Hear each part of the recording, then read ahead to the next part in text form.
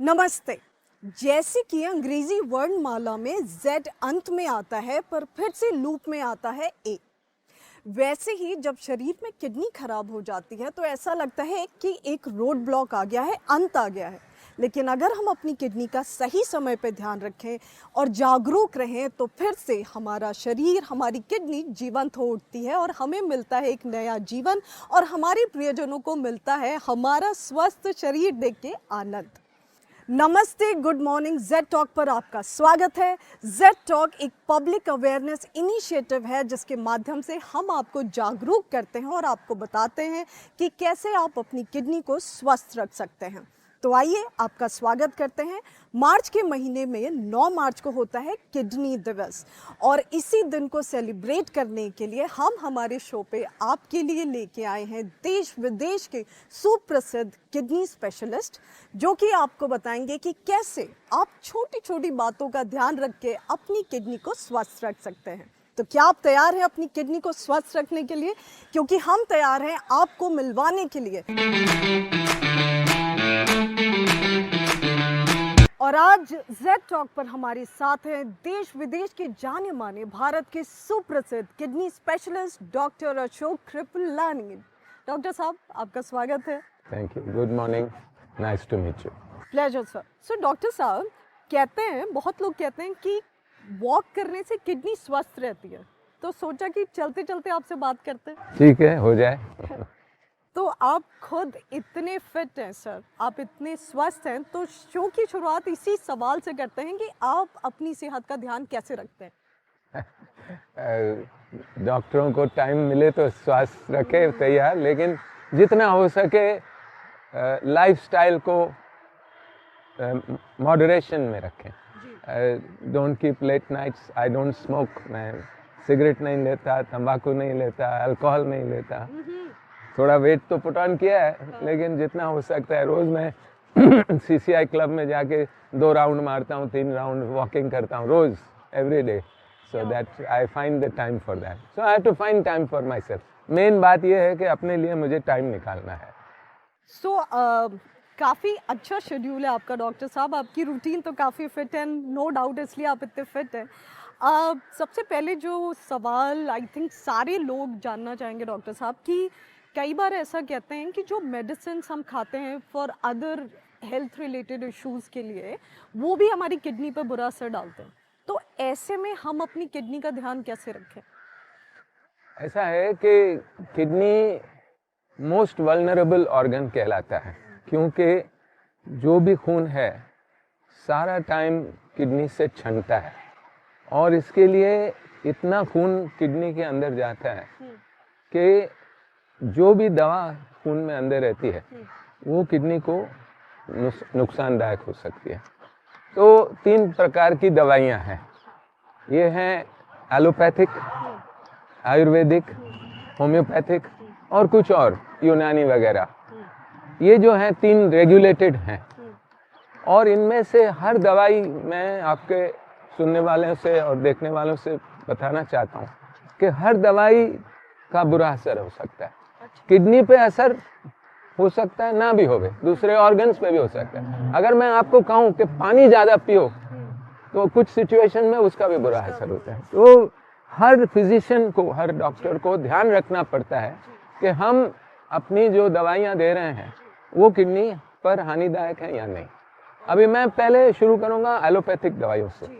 Allopathic दवाइयों में कई दवाइयाँ हैं जो हम रोज़ यूज़ करते हैं, खास करके पेन किलर्स।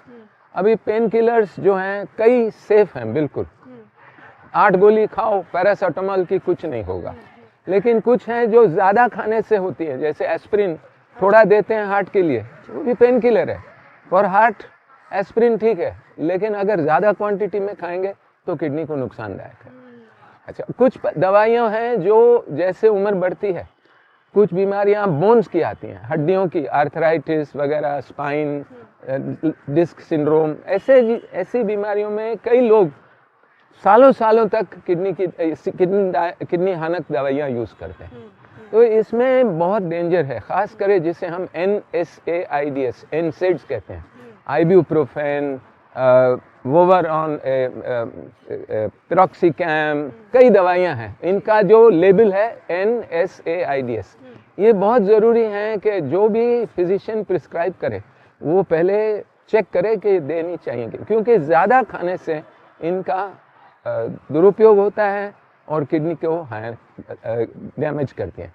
दूसरी दवाइयां हैं एंटीबायोटिक्स। कई एंटीबायोटिक्स हैं जो किडनी को हानिदायक हैं, जैसे जेंटामाइसिन।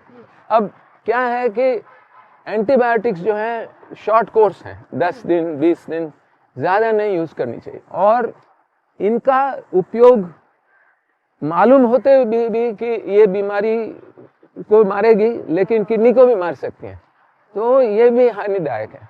तो जिन दवाइयों का फिजिशियन को पता है कि मुझे ये ज़रूरी है, मुझे यूज़ करनी है, वो बीमारियों पे यूज़ करेंगे, लेकिन सोच के यूज़ करेंगे।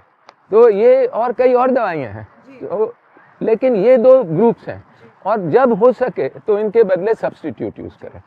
अच्छा, मैं नेक्स्ट आता हूँ हेवी मेटल्स। ऐसा है कि आयुर्वेदा में कई दवाइयों में हेवी मेटल्स जैसे कि मर्क्यूरी, कैडमियम, लेड, ये जो मेटल्स हैं बहुत डेंजरस हैं।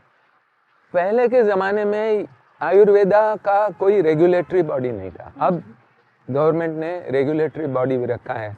फिजिशियंस, आयुर्वेदा के फिजिशियंस को एजुकेशन दे रहे हैं कि भाई ये नहीं यूज़ करना चाहिए, कैसे यूज़ करना चाहिए।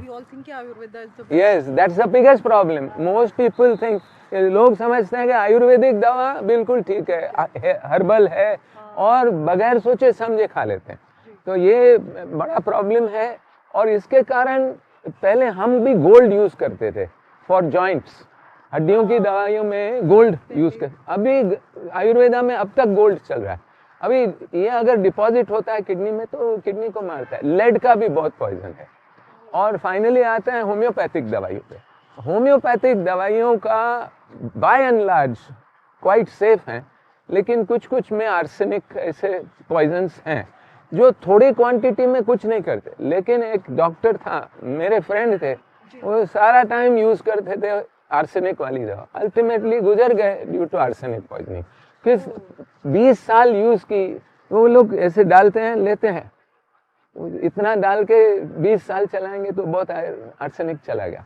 तो ये सोचना चाहिए कि कोई बगैर प्रिस्क्रिप्शन दवा नहीं लेनी चाहिए। That is the biggest problem. एक बार फिजिशियन लिखता है, वो सोच समझ के लिखता है कि कितने दिन कितना चलना चाहिए। एक ये बात कि पॉइजनस दवाइयाँ। दूसरी बात कि जब पेशेंट को या फिजिशियन को मालूम है कि हमें किडनी फेलियर है और 50% किडनी चल रही है, तो कुछ ऐसी दवाइयां हैं जो किडनी के जरिए पेशाब से बाहर निकल जाती हैं। तो जब किडनी फेल होता है तो वो अक्यूमुलेट होती हैं, बॉडी में भर जाती हैं, और फिर उनका बुरा असर होना लगता है। और बुरा असर किडनी पे ना होवे, कभी कभी लिवर पे हो जाता है। कैसे टीबी की दवाइयां हैं, अभी आइसोनेक्स दवा है, वो किडनी को हानिकारक नहीं है, लेकिन अगर किडनी फेलियर है तो उसका डोज आधा करना पड़ता है, तो वो ऐसे नुकसान कर। इसीलिए एक्सपर्ट एडवाइस कंपलसरी है। Exactly, you understood that. Doctor साहब, सपोज कि अगर दवाएं चल रही हैं, पिछले क्वेश्चन से ही रिलेटेड क्वेश्चन है, और हम उसे स्किप नहीं कर सकते, वो हानिकारक भी हो सकती हैं, तो ऐसे सिचुएशन में अगर किडनी को स्वस्थ रखना है तो क्या कुछ बातें हैं जिनका ध्यान रख के हम किडनी को हेल्दी रख सकते हैं? ऐसा है कि अब तक किडनी की बीमारियों पे फोकस नहीं था, और कई दवाइयाँ बगैर सोचे समझे दे जाती थी। जैसे कि आप कार्डियक एंजियोग्राफी कराओ, तो उसमें जो डाई है, उसमें अगर किडनी की बीमारी है तो डॉक्टर को डोज घटाना पड़ता है। तो बहुत साल पहले बहुत लोगों को फुल डोज में दवा देते थे, क्योंकि मालूम नहीं था कि ये किडनी को हार्म करेगी। अगर किडनी खराब है, अगर किडनी नॉर्मल है तो फुल डोज, लेकिन किडनी अगर 1/3 खराब है तो 1/3 डोज। तो पहले तो फिजिशियन एजुकेशन होना चाहिए, कि फिजिशियन को मालूम होना चाहिए कि मैं कौन सी दवा दे रहा हूँ। कई बार नई दवाइयाँ आती है, अभी कैंसर दवाई आती है, और फिजिशियन ना सिर्फ कैंसर का इलाज करेंगे लेकिन उसको चेक करना है कि पेशेंट का लिवर और किडनी दोनों खराब है या नहीं। अगर लिवर और किडनी खराब है तो उस जरिए एडजस्ट करना पड़ता है। अभी क्या है कि डॉक्टर कैंसर वाले ने लिख दिया और भेज दिया जनरल प्रैक्टिशनर को, आप दवा दो। जनरल प्रैक्टिशनर बेचारा, उसको तो मालूम नहीं, जो भी आता है देता है।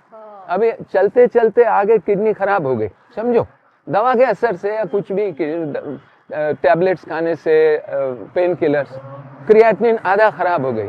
अब जनरल प्रैक्टिशनर को कंप्यूटर पे सब डेटा मिलता है कि किडनी खराब मिलता है या नहीं, लेकिन अगर वो तकलीफ लेके खोले ना कंप्यूटर तो मालूम पड़ेगा कि डोज अब घटाना चाहिए। तो physician education is very important, पहली बात। Second, patient education is very important. Patient को समझना चाहिए, अगर मैं दवा देता हूँ और वो आइब्यूप्रोफेन खाते हैं आर्थराइटिस के लिए, तो उसकी ब्लड प्रेशर बढ़ने वाली है और किडनी को डैमेज होगा अगर बढ़ते जाएगा। तो थोड़ा टाइम लेने का और अपने फिजिशियन के एडवाइस से कंट्रोल करने का और बंद करने का। तो ऐसे लोग हैं 20-20 साल तक खाते रहते हैं, तो मालूम नहीं पड़ता है। आर्थराइटिस तो सारी जिंदगी चलता है, तो वो खाते रहते हैं, फिर वो आते हैं किडनी फेलियर से। तो ये बहुत जरूरी है, जो प्रिस्क्रिप्शन है वो रिन्यू करके, रीवैलिडेट करके और रीएडजस्ट करना चाहिए।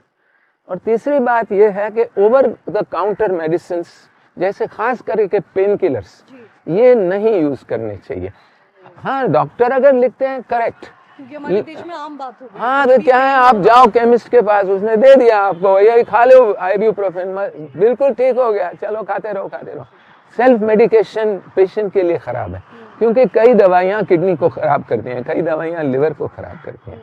तो एंटीबायोटिक्स भी लोग जाके, मेरे को सर्दी खांसी यार दे दो, कुछ दे दिया उसने, कई एंटीबायोटिक्स डेंजरस है और फिर उनसे आगे चल के रेजिस्टेंस भी हो जाता है। तो जैसे ये जो है, ये रेगुलेटरी बॉडीज जो FDA है वगैरह, उनको और मेडिसिन ऐसे स्ट्रिक्ट कंट्रोल करना चाहिए कि विदाउट प्रिस्क्रिप्शन नहीं देना चाहिए। और फिजिशियंस को एतराज़ नहीं होना चाहिए कि पेशेंट के सामने मैं कंप्यूटर देख के डेटा देखता हूँ, वो शर्म निकल जानी चाहिए फिजिशियन से। हम रेगुलरली करते हैं। अभी नया कैंसर आ गया, लास्ट वीक मेरे पास पेशेंट आया और मैं फर्स्ट चेक किया, डॉक्टर ने लिखा था, उसने सोच के समझ के लिखा था।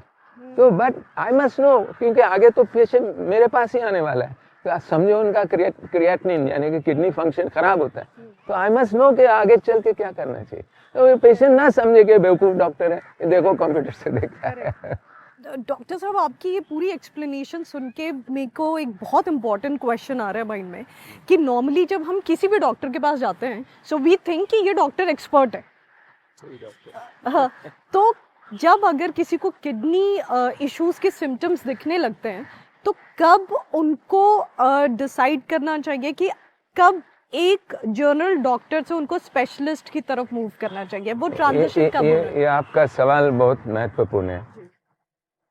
अनफॉर्चुनेटली मोस्ट किडनी डिजीज जो अर्ली स्टेज में है कुछ दिखाई नहीं देते। ये प्रॉब्लम है कि बगैर सिम्टम किडनी खराब होते जाती है, क्योंकि किडनी में जैसे हमें 32 दांत है, हमें फिल्टर्स हैं 2 मिलियन, यानी कि 20 लाख फिल्टर हैं किडनी में। तो थोड़े खराब हुए दूसरे काम कर लेते हैं, तो मालूम नहीं पड़ता कि ये किडनी खराब हो रही। तो अर्ली डिटेक्शन बहुत इम्पोर्टेंट है। अब ऐसा है कि ये बिल्कुल गलत है कि पेशेंट सीधा स्पेशलिस्ट के पास जाए। इससे बेहतर है कि जो फिजिशियंस ऐसी बीमारियों को इलाज कर रहे हैं, जैसे कि डायबिटीज़, ना डायबिटीज़ को 100 डायबिटीज़ में से 25 को 20 साल के बाद किडनी प्रॉब्लम होने वाला है। तो जो डायबिटीज़ स्पेशलिस्ट है उसी को ध्यान रखना चाहिए कि यूरिन में प्रोटीन लीक हो रहा है या नहीं। और ऐसे हमें और जो जनरल प्रैक्टिशनर्स हैं, आपने डायबिटीज स्पेशलिस्ट भी कितने हैं, general practitioners, homeopathic practitioners, Ayurvedic practitioners, सबको ध्यान रखना चाहिए कि ये अगर मैं डायबिटीज़ और ब्लड प्रेशर इलाज कर रहा हूँ तो मुझे रेगुलरली हर 3 महीने 6 महीने इस पेशेंट का यूरिन चेक करना चाहिए, सीरम क्रिएटिनिन चेक करना चाहिए। डायरेक्ट स्पेशलिस्ट के कहाँ हैं स्पेशलिस्ट हमारे पास इतने, ये शॉर्टेज। और क्या है कि गवर्नमेंट को भी, जैसे अमेरिका में फिजिशियन है, लेकिन फिजिशियन के अंडर काम करने वाले नर्स प्रैक्टिशनर्स हैं, वो हाफ डॉक्टर्स हैं। चाइना में बेयरफुट डॉक्टर्स हैं। गवर्नमेंट को भी हमें बेयरफुट डॉक्टर्स, सिर्फ किडनी के लिए नहीं, लिवर के लिए, हार्ट के लिए, हर बीमारी के लिए बेयरफुट डॉक्टर्स होने चाहिए, जिनको ये एजुकेशन होना चाहिए कि कब तक मैं संभालूं और इसके बाद अब ये वार्निंग साइन आ गया, चलो भेज दो स्पेशलिस्ट को। तो ये that I hope that answers your question. Very important. I think सरकार भी आपकी बात सुन रही है, बिकॉज़ हेल्थ डिपार्टमेंट में भी हमारे कर रहे हैं, गवर्नमेंट कर रही है। एंड आई थिंक ये जो अवेयरनेस कैंपेन चलाने की हमने, और देखिए ना, इतना बड़ा पॉपुलेशन है, ये ओवरनाइट तो नहीं हो सकता। जो वर्कफोर्स ऑलरेडी है, नर्सेज हैं, होम्योपैथिक डॉक्टर्स हैं, आयुर्वेदिक, हमारा जो एजुकेशन है वहाँ तक पहुँचना चाहिए और उन्हें सिखाना चाहिए कि अर्ली स्टेजेस में बीमारी को कैसे पकड़ा जाए, और अर्ली स्टेजेस में पकड़ा जाए तो उसका इलाज होता है। और कहाँ अपना लिमिटेशन समझ सके और बोले अब देखो जनरल प्रैक्टिशनर मैं हूँ, मैं नहीं, अब संभाल आप जाओ स्पेशलिस्ट के पास, then only, so there should be a filtering mechanism.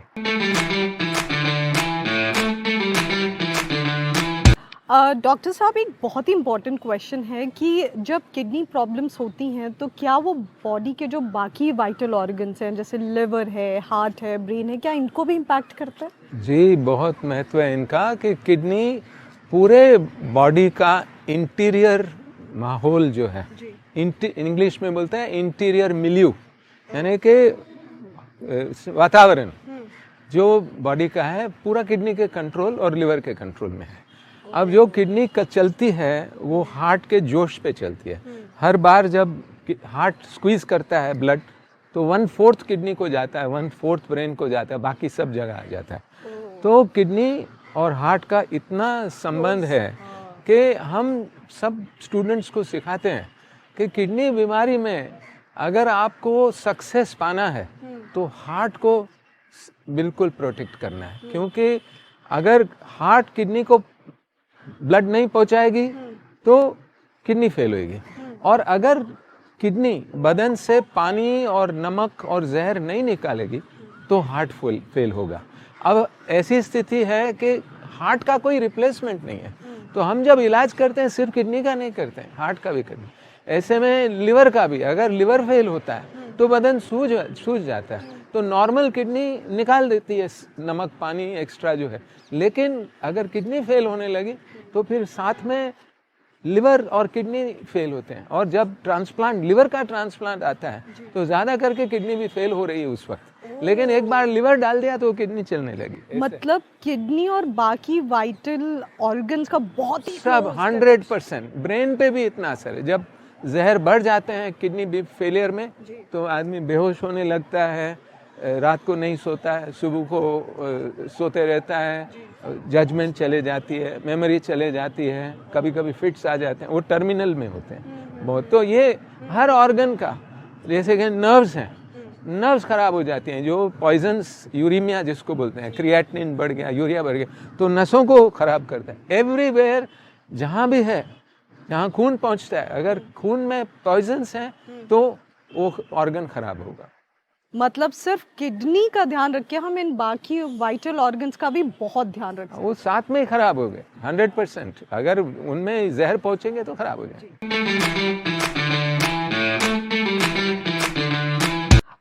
Doctor साहब, लोगों को ये तो पता है कि kidney is a vital organ, लेकिन किडनी का रोल क्या है बॉडी में? देखिए, मेन रोल ये है किडनी का कि जो इंटरनल वातावरण है बॉडी का वो बिल्कुल सही रहे। लोग समझते हैं कि किडनी सिर्फ एक काम करती है, लेकिन कई कार्य हैं उसके।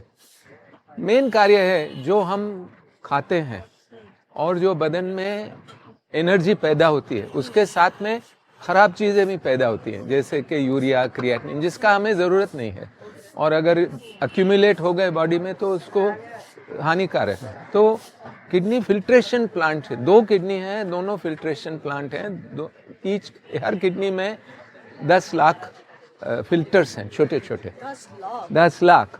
तो खुदा ने इतना रिजर्व दिया है कि सब 10 लाख एक टाइम पे नहीं काम करते हैं। जितना ज़रूरत होता है, जितना लोड होता है प्रोटीन का, तो वो उतने ही रिक्रूट होते हैं। और जो सॉल्ट, वाटर, पोटेशियम हम खाते हैं उसका अंदर जितना ज़रूरी है वही रखता है किडनी, बाकी निकाल देता है। अभी आप अगर लेडीज़ देखते हैं करवा चौथ रखती हैं तो खाना नहीं खाएंगी, पानी नहीं पिएंगी, उस वक्त तो पेशाब कम हो जाएगा ऑटोमेटिकली, और पेशाब दिखने में भी डार्क आएगा। डार्क क्यों आएगा? कि पानी कम निकलेगा लेकिन वो जो पॉइजन्स हैं बाकी वो निकलते जाएंगे, तो इसके लिए डार्क आएगा। या हमने जाके बियर पी लिया, 4 ग्लास कंपटीशन में लगा दिया, तो 10 मिनट के बाद जाते रहेंगे, एक्स्ट्रा पानी निकाल लेगा। तो जो वातावरण अंदर का है, water, sodium, potassium, calcium, phosphorus, सब किडनी कंट्रोल करता है। और इसके अलावा 2 और भी कार्य हैं। एक, खून का जो रेड सेल्स हैं उसको बनाने के लिए किडनी एक सब्सटेंस पैदा करती है, एरिथ्रोपोइटिन। तो जब किडनी खराब होती है तो वो कम हो जाता है, तो खून कम हो जाता है, हीमोग्लोबिन कम हो जाता है, तो एनीमिया हो जाती है। उसके अलावा एक और काम है, जो इंसुलिन बॉडी में पैदा होता है। जब हम ग्लूकोज या कार्बोहाइड्रेट खाते हैं तो पैनक्रियास में इंसुलिन पैदा होता है, लेकिन इंसुलिन किडनी से बाहर निकलता है बदन से और डिस्ट्रॉय हो जाता है किडनी में। तो जब किडनी खराब होती है तो जो इंसुलिन है वो एक्चुअली एक्स्ट्रा काम कर लेता है क्योंकि रह जाता है बॉडी में। तो कई ऐसे मेन तीसरा काम जो है ब्लड प्रेशर को कंट्रोल करना। अभी आपकी मदर इन लॉ आ गई एयरपोर्ट पे, तो आपका ब्लड प्रेशर शूट हो गया, तो किडनी ऑटोमेटिकली रेगुलेट कर देगी, फिर आपका ब्लड प्रेशर गिर जाएगा नॉर्मल आ जाएगा। तो किडनी में कई कार्य हैं जो हम समझते नहीं हैं, लेकिन अगर आप बैठ के समझो तो फिर समझ में आएगा कि अगर किडनी नहीं काम करती तो ब्लड प्रेशर बढ़ जाएगा, एनीमिया हो जाएगी, कैल्शियम कम हो जाएगा, फास्फोरस बढ़ जाएगी, सोडियम कम हो जाएगा, पोटेशियम बढ़ जाएगी, सूजन आएगी, पाँव में प्रोटीन लीक होते रहेगा। किडनी वो भी होशियार है, तो जो फिल्ट्रेशन करती है उसमें जो गंद निकाल देती है और जो यूजफुल है रेड सेल प्रोटीन वो रख देती है। तो फिल्ट्रेशन सिलेक्टिव फिल्ट्रेशन है। और ये जो दूसरा का क्वेश्चन आपने पूछा कि किडनी अगर फेल होती है, ये पहले समझना चाहिए कि किडनी फेल हो रही है, फिर भी ये जो बायोमार्कर्स हैं, क्रिएटिनिन, ये सब नॉर्मल क्यों आते हैं। मैंने आपको बताया कि 2 मिलियन यानी कि 20 लाख फिल्टरिंग जो ग्लोमेरुलाई बोलते हैं उनको, वो काम करने एक टाइम पे नहीं करते। अगर आप थिन लीन हो तो 800 खाली काम करते हैं, बाकी 1200 सोते रहते हैं। समझो उन 800 में से 400 मर गए तो बाकी 1200 काम करते रहते हैं। तो बीमारी चलती रहेगी लेकिन आपको नहीं मालूम पड़ेगा। That is the problem. तो किडनी का जो है जितना हम उसको ढूंढते रहेंगे, वो मैंने समझा है कि most of the kidney disease इनका कोई मार्कर क्लिनिकली नहीं दिखाई देगा जब तक एंड स्टेज में पहुंच जाएंगी। वो जो 50% डैमेज है ना, अभी आप सुन रहे हो लोग किडनी बेच रहे हैं, 10 लाख तो चले गए यूनिट्स, फिर भी लोग नॉर्मल चल रहे हैं। इंदिरा गांधी 1 किडनी, मोरारजी देसाई 1 किडनी, 100 साल के हो गए। You can live on 1 kidney also. लेकिन 20 लाख जो ग्लोमेरुला है वो खराब हो गए उसमें से, तो आपको मालूम नहीं पड़ेगा कि 50% खराब हो गए, अंदर खराब होते जाएंगे। That is the most, and that's why detailed understanding के लिए उनको जेड टॉक देखना जरूरी है। डॉक्टर साहब, जैसे आपने बताया कि कई बार ऐसे सिम्टम्स आ सकते हैं बिकॉज ऑफ अदर रीजंस कि हमें लगे कि किडनी प्रॉब्लम है, तो अगर एक कॉमन मैन को समझना हो कि वो क्या सिम्टम्स है जिससे वो समझे कि kidney should, yes early symptoms.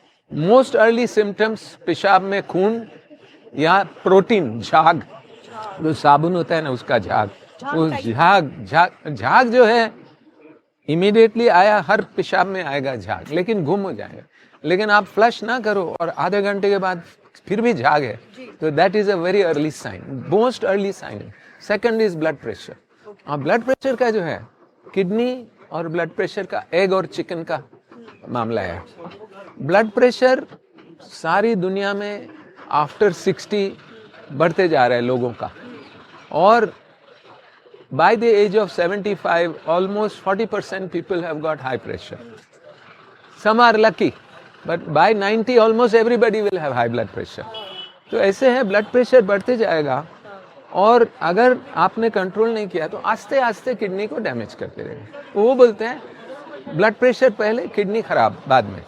लेकिन कई किडनी की बीमारियां, मैंने बताया सोर थ्रोट होता है, वो जो बीमारी है अगर ब्लड प्रेशर उसमें पहले आ जाता है, पेशाब में खून आता है, पेशाब में झाग आती है और ब्लड प्रेशर बढ़ जाता है, वो बच्चों में भी हो सकता है, तो there the blood pressure comes first. तो कई बार ऐसा होता है कि जो ब्लड प्रेशर हमारे पास पेशेंट लेकर आता है और किडनी बीमारी हमें मालूम नहीं पड़ता पहले कौन सा आया, ब्लड प्रेशर आया या किडनी की बीमारी पहले आई। It is a chicken egg problem.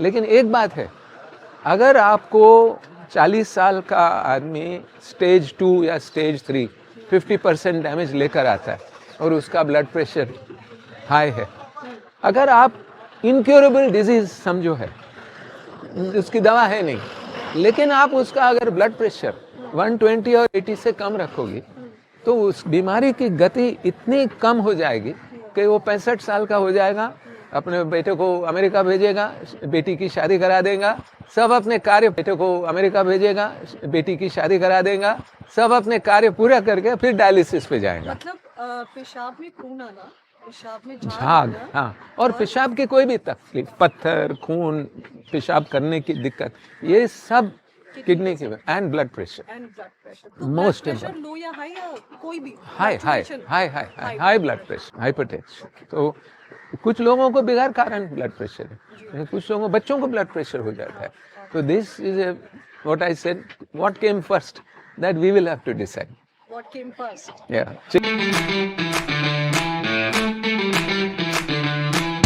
Doctor साहब, एक क्वेश्चन है कि आप लोग कैसे डिसाइड करते हैं कि अब किडनी को ट्रांसप्लांट की ज़रूरत है या डायलिसिस की? देखिए, किडनी की मेजर 2 प्रकार की बीमारियां हैं जी। एक को बोलते हैं अक्यूट किडनी इंजरी, ओके। जो आस्ते चल के ठीक हो जाती है या जी। दवाइयों से या केयर से, और 3 महीने के अंदर ठीक हो जाती है। अगर 3 महीने से ज्यादा हो गया तो हमें फिर उसका नाम चेंज करके क्रॉनिक किडनी डिजीज बोलते हैं। और क्रॉनिक किडनी डिजीज के 5 स्टेजेस हैं, जिसमें हम परसेंटेज लॉस देखते हैं। नॉर्मली हमें नॉर्मल पर्सन को 90 यूनिट्स होने चाहिए, मीन्स 100 से 90% किडनी काम चल रही है, कर रही है, और वो हम मेजर करते हैं सीरम क्रिएटिनिन से। एक मार्कर है, एक पॉइजन है ब्लड में जो निकल जाता है। तो नॉर्मल पर्सन में 1 मिलीग्राम होता है। अच्छा। लेकिन ये अगर बढ़ते जाता है तो 5 स्टेजेस से वो बढ़ता है, एक्चुअली 6, 1, 2, 3, 4, 3A, 3B, 4 and 5। तो ये जो किडनी स्पेशलिस्ट हैं रेगुलर चेक करते रहते हैं और इस स्टेजेस का क्लासिफिकेशन करते हैं। इसमें और भी महत्व है कि पेशाब में प्रोटीन कितना लीक हो रहा है। तो ये दोनों मार्कर्स देख के हम लोग मार्क करते जाते हैं कि पेशेंट कौन सी स्टेज से गुजरता है। अब कोई पेशेंट तेजी से गुजरते हैं, डायबिटीज वाले 2-3 साल में स्टेज 1 से स्टेज 5 तक चले जाते हैं। कोई जो है जो ऐसे ब्रूफेन, आइबुप्रोफेन ये वगैरह खाते हैं तो इनको 20 साल लग जाते हैं। मतलब other health issues, other medicine also affecting kidney, मतलब यस। अच्छा, अदर फैक्टर्स हम कहते हैं कोमॉर्बिडिटी। ओके। जैसे कि ब्लड प्रेशर होवे तो तेजी से भागेगा, डायबिटीज होवे तो और तेजी से भागेगा। तो मतलब अगर सिर्फ किडनी प्रॉब्लम है तो हम ये ना सोचे कि सिर्फ किडनी प्रॉब्लम ना, इस पूरे बॉडी पे असर करता है, दैट इज द प्रॉब्लम। और क्या है कि हम मार्किंग करते रहते हैं। तो स्टेज 5 वो है जिसमें हमें डायलिसिस और ट्रांसप्लांट का सोचना चाहिए। अभी स्टेज 5 कब आता है? जब 85% डैमेज हो चुका है और 15% रह जाता है। वो हमारे फॉर्मूला हुआ है, मैं यहाँ नहीं दोहरा सकता हूँ, लेकिन वो हमारे फॉर्मूला है जो हम चेक करते रहते हैं रेगुलरली, और फिजिशियन भी सीख सकते हैं, नथिंग वेरी कॉम्प्लिकेटेड। तो एक बार स्टेज 5 पे आ गया और 15% डैमेज हो गया, तो हमें क्या देखना है कि कई लोग 15 से 5 तक जा सकते हैं विदाउट डायलिसिस, विदाउट ट्रांसप्लांट। अब इसमें टैक्ट चाहिए और मैनेजमेंट चाहिए और स्पेशलिस्ट केयर चाहिए। और उसमें क्या टाइम मिलता है? तैयारी करने का टाइम मिलता है। ये नस बना देते हैं जहाँ तो फिस्टुला बोलते हैं, और अगर घर में कोई यंग आदमी है तो उसके लिए ट्रांसप्लांट बेस्ट है, क्योंकि हम चाहते हैं कि हर इंसान 70-75 एवरेज लाइफ एक्सपेक्टेंसी जो इंडिया की है 68 और 78 के बीच में, तो हम चाहते हैं वो तो निकालें। Let me give normal quantity of life to the person. तो जो 30 साल का है उसको मैं डायलिसिस से 35 साल नहीं दे सकता, उसे तो I have to give transplant. तो उतना हम पेशेंट को और उसकी फैमिली को समझाते रहते हैं कि भाई ये नौबत आने वाली है और अब तैयार हो जाओ। तो हम एक तो मैंने कहा नंबर्स, ये कहते हैं बायोमार्कर्स, क्रिएटिनिन, यूरिन में प्रोटीन, सिस्टैटिन, वो हम ब्लड में देखते रहते हैं, यूरिन में देखते रहते हैं। और क्लिनिकल एग्जामिनेशन भी इम्पोर्टेंट है। कुछ लोग तंदुरुस्त होते हैं, बड़े मोटे मोटे होते हैं, उनको 5% तक भी कुछ नहीं होता। कुछ जो ज़ईफ हैं, उनको डायबिटीज के कारण, हार्ट के कारण ज़ईफाई है, उनको जल्दी डायलिसिस लगता है। तो हम दोनों फैक्टर देखते हैं, बायोमार्कर और क्लिनिकल फैक्टर, और ध्यान रखते रहते हैं कब इसको लाइफ को धोखा है। जी। डायलिसिस और ट्रांसप्लांट तब जरूरत पड़ती है जब डायलिसिस को धोखा होता है, लाइफ को धोखा होता है, तब हम डायलिसिस लगाते हैं या फिर डायलिसिस करके ट्रांसप्लांट का तैयारी करते हैं। कुछ लोगों को तो हम जल्दी से ट्रांसप्लांट कर देते हैं। समझो 35-year-old बॉय है और 65 और 70-year-old ग्रैंडमदर है, और वो देना चाहती हैं। अब मैं उसका अगर 10% खराब है, अभी मैं 2 साल ठहरा तो ग्रैंडमदर शायद चले भी जाए बेचारी, तो वो देती है, तंदुरुस्त है, ले लो किडनी डाल दो, विदाउट डायलिसिस भी हम ऐसा भी कर सकते हैं। तो it is a judgement of the doctor looking after, वो अपने क्लिनिकल एक्यूमेन से संभालता है कि कब इसको डायलिसिस करना चाहिए। कुछ लोग को हम डायलिसिस करते ही नहीं है, ट्रांसप्लांट कर देते हैं विदाउट दैट। अभी ये मिसाल जो दिखाया, ग्रैंडमदर का kidney, it is real story, grandmother का किडनी डाल दिया, 5 साल बाद बेचारी चली गई, लेकिन बच्चा चल रहा है। क्या बात है। I am so amaze doctor साहब कि अगर एक्चुअली हम एक्सपर्ट की एडवाइस ले लें तो कितना मैजिक चेंज आ सकता है किसी की हेल्थ में। अगर किडनी कितनी भी ज़्यादा डैमेज हो गई हो, अगर सही डिसीजन ले लिया जाए, सही treatment, it can be magical. हमारे पास ऐसे लाइफस्टाइल मॉडिफिकेशंस हैं, जैसे कि डाइट जी,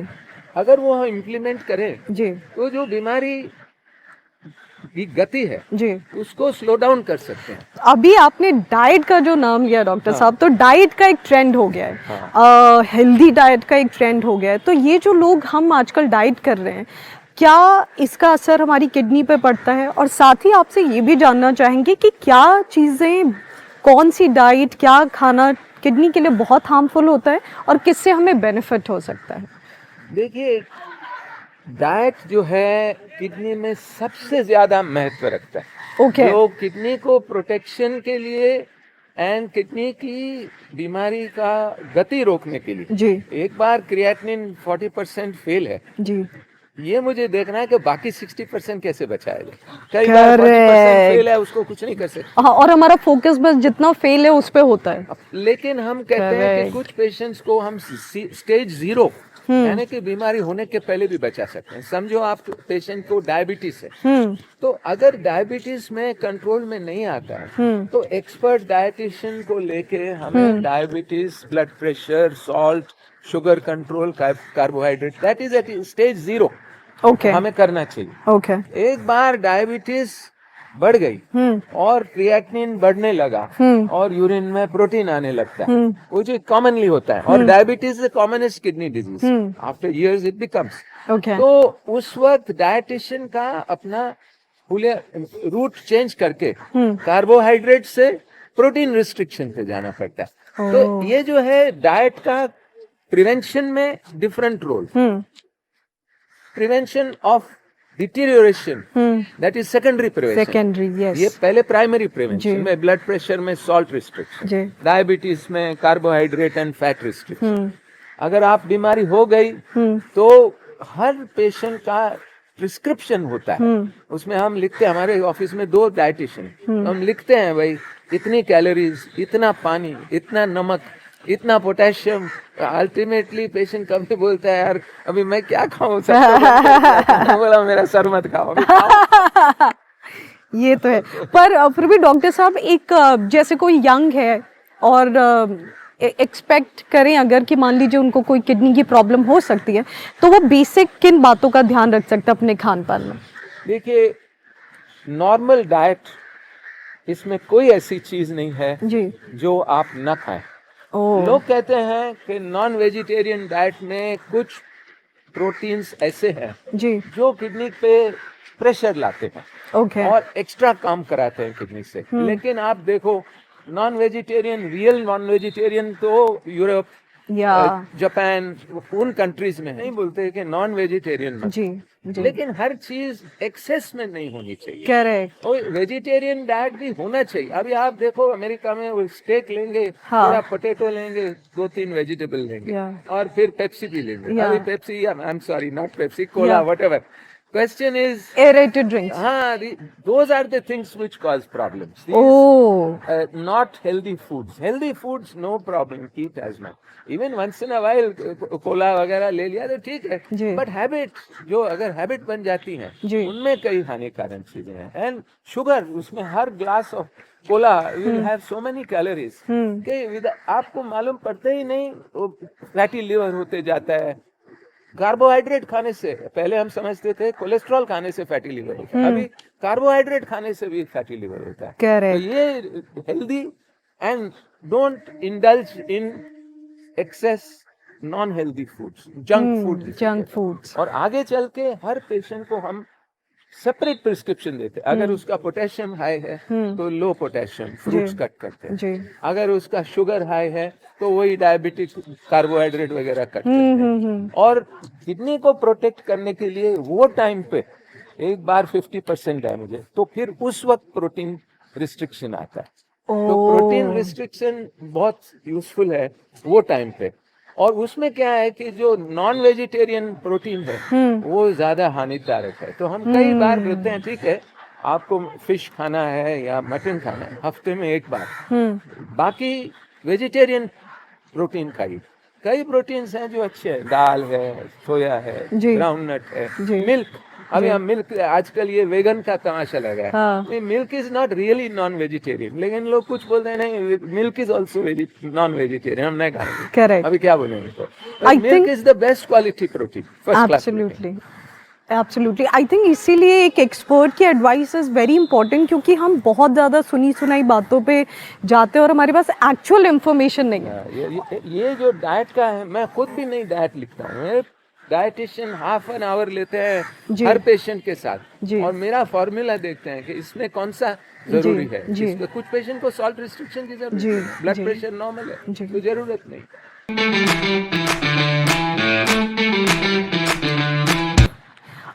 डॉक्टर साहब बहुत ही एनलाइटिंग सेशन था, Thank you. बहुत अच्छे से आपने हमें जागरूक किया। बड़ी बारीकियाँ, छोटी छोटी बातें जो अक्सर नज़रअंदाज हम करते हैं और वो बड़ी प्रॉब्लम बन जाती है, उसके बारे में बताया। जैसा कि आप जानते हैं कि जेड टॉक एक पब्लिक अवेयरनेस कैंपेन कर रहे हैं और 9 मार्च को किडनी दिवस है, तो किडनी दिवस के अवसर पे लोगों के लिए आपका क्या मैसेज है? ये बहुत इम्पोर्टेंट है कि हर इंसान अपने आप की सोचे और अपने तंदुरुस्त रखे। आधे हम लोग यही नहीं सोचते, खास करके जो बीमारियां किडनी को लगती हैं, यानी कि डायबिटीज़ और ब्लड प्रेशर। 50% जो पेशेंट हैं जो किडनी फेलियर से गुजर जाते हैं वो डायबिटीज़ और ब्लड प्रेशर से। तो सिंपल चेकिंग हर चेकिंग पे इम्पॉर्टेंट होता है। स्कूल की checking, pre employment checking, pre military checking, health checkup checking, operation के लिए जाएं, हर्निया का ऑपरेशन करें, किडनी की चेकिंग। कोई भी अपॉर्चुनिटी मिले, किडनी, शुगर, ब्लड प्रेशर, इनकी चेकिंग होनी ही चाहिए। हम स्कूल में थे तो एक डॉक्टर आता था, यूरिन चेक करता था, ब्लड प्रेशर स्कूल में। ये बहुत महत्वपूर्ण है कि स्कूल से शुरू होना चाहिए। तो कई बीमारियां जो हैं जो 30 साल बाद दिखाते हैं, स्कूल में शुरू होती हैं सर्दी खांसी से, तो बहुत ज़रूरी है। दूसरी बात, जो सिम्टम्स हैं कोई भी बीमारी के, उन्हें निगलेक्ट ना करें। 1 2 3 आप पैरासीटामोल ले लो, लेकिन अगर सर्दी खांसी नहीं जाती, सर्दी खांसी से कई किडनी की बीमारियां होती हैं और आगे चल के 15-20 साल के बाद दिखा, तो डोंट निगलेक्ट। तीसरी बात, एडल्ट लाइफ में मॉडरेशन, एक्सेस खाना, एक्सेस पार्टी, एक्सेस दारू, एक्सेस सिगरेट तो ज़ीरो, टोबैको ऑल्सो ज़ीरो। मैं हूँ तो अल्कोहल भी ज़ीरो, लेकिन आजकल कौन रोक सकता है। फ्री 2 for 1 एक्सेट्रा नाइट्स चल रही हैं, लाइफ का स्टाइल ऐसा है। लेकिन एक्सेस में ना जाएं और जब भी वार्निंग साइन मिले वो इमीडिएटली इम्प्लीमेंट करें। और गवर्नमेंट की तरफ ये ओवर द काउंटर मेडिसिन ये बंद करनी चाहिए। खास करके ये जो पेन किलर्स हैं, ये बगैर वार्निंग पेशेंट ले लेते हैं, बगैर प्रिस्क्रिप्शन नहीं लेनी चाहिए। लेते हैं, एक दो लेते हैं, ठीक है, लेकिन ज़्यादा करके जिसको पहले से ही ब्लड प्रेशर, शुगर है, ये दवाइयाँ over the counter pain killers नहीं दें। और गवर्नमेंट की तरफ आयुर्वेदिक और होम्योपैथिक दवा पे और दवा असर, हमारी तरफ तो इतना कंट्रोल है कि हम कुछ बोल ही नहीं सकते, ओवर कंट्रोल है, लेकिन वो होम्योपैथिक आयुर्वेदिक डॉक्टरों को भी एजुकेशन मिलना चाहिए कि कैसा किडनी को बचाया जाए, क्योंकि कई दवाइयों से वो जो दवाइयाँ देते हैं वो हानिकारक हैं। और आगे चल के बहुत इम्पोर्टेंट है कि जब ये बीमारी लगती है तो इससे डरने का नहीं। हमारे पास ऐसे पेशेंट हैं 25 साल 30 साल के बाद ट्रांसप्लांट लेके घूम रहे हैं, 25 साल के बाद डायलिसिस पे जिंदा रहते हैं। मैं एक पेशेंट ने दोनों किडनी निकाल दी फिर भी जिंदा है, क्या बात, डायलिसिस पे चल रहे हैं। तो जब हम बताते हैं उस वक्त अपना डिप्रेशन में नहीं आने का, it is possible to live. एक ही उजवा है जो आप निकाल दो और फेंक दो और फिर भी जिंदा रह सकते हो। हार्ट नहीं निकाल सकते, लिवर नहीं निकाल सकते, कुछ नहीं निकाल सकते, लेकिन दोनों किडनी निकाल के फेंक दो फिर भी आप जिंदा रह सकते हैं। ये आप हिम्मत रखिए, जब तकलीफ आती है इसको फेस कीजिए, इससे डिप्रेस ना हुए। Thank you. क्या बात है डॉक्टर साहब, आपकी ये जो एडवाइस है, जो कंक्लूजन था, इसमें दो बातें जो उभर के सामने आई हैं। सबसे पहले कि अगर आपको सिम्टम्स नहीं है, जिनको किडनी इश्यूज़ नहीं है, उनको भी अपनी रेगुलर चेकअप्स कराते रहना चाहिए, अपने ऑर्गन्स के टेस्ट कराते रहना चाहिए और लाइटली नहीं लेना चाहिए खुद की हेल्थ को। और दूसरा, आपने जो सबसे अच्छी बात कही कि अगर डिटेक्ट हो गया है कि आपको किडनी इशू है तो डरना नहीं है, डरना मना है, डरना मना है। एक्सपर्ट के पास जाना है, विशेषज्ञ के पास जाना है, और अगर आप सही जगह पे जाएंगे, सही सलाह लेंगे, तो it is very much possible कि आप एक लॉन्ग हेल्दी लाइफ जी सकते हैं even with a kidney issue. Doctor Ashok Kripalani, आप हमारे शो पे आए, अपना कीमती वक्त दिया। हमें पूरी उम्मीद है कि आपके सुझाव और आपकी जानकारी एक नई पहल लेके आएगी, जागरूकता फैलाएगी। हमसे बात करने के लिए आपका शुक्रिया। Welcome. Thank you sir. So इस उम्मीद के साथ कि डॉक्टर अशोक कृपलानी ने जो भी टिप्स आपको दिए, सुझाव दिए, जो छोटी छोटी बारीकियां और बातें आपको समझाई हैं किडनी हेल्थ को लेके, वो आपके काम आए। इसी उम्मीद के साथ हम जेड टॉक का आज का ये प्रोग्राम यहीं पे ख़त्म करते हैं। आप सभी को बता दें कि Z talk Indian medical fraternity के साथ मिलकर एक पहल है, एक कोशिश है आपको जागरूक करने की कि आप कैसे किडनी की समस्याओं से लड़ सकते हैं, और विशेषज्ञों के माध्यम से आपको ये बताने की कि कैसे आप अपनी किडनी को स्वस्थ रख सकते हैं। क्योंकि अगर किडनी स्वस्थ है तो आपका सेहत स्वस्थ है, और अगर सेहत और आप स्वस्थ हैं तो आपका परिवार स्वस्थ है। आप सभी लोगों से गुजारिश है कि हमारे जेड टॉक पेज को यूट्यूब, फेसबुक, इंस्टाग्राम सब जगह पर फॉलो करें, सब्सक्राइब करें, to know more about kidney, anything and everything with the experts of kidney specialist. Thank you so much.